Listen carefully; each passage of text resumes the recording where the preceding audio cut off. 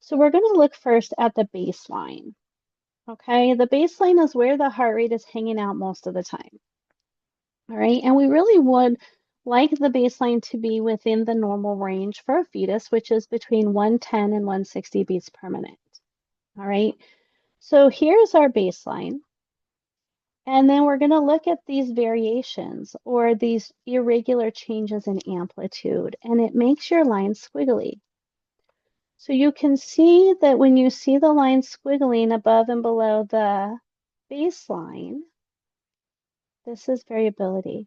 And if it's between 6 and 25 beats around the baseline, this is what we call moderate variability. Moderate variability is a reassuring finding, and it is the desired variability that we would like to see. Okay, so since each of these boxes going up and down are 10 beats each, you can easily see where these variations in amplitude do meet the criteria of being between 6 and 25 beats around the baseline.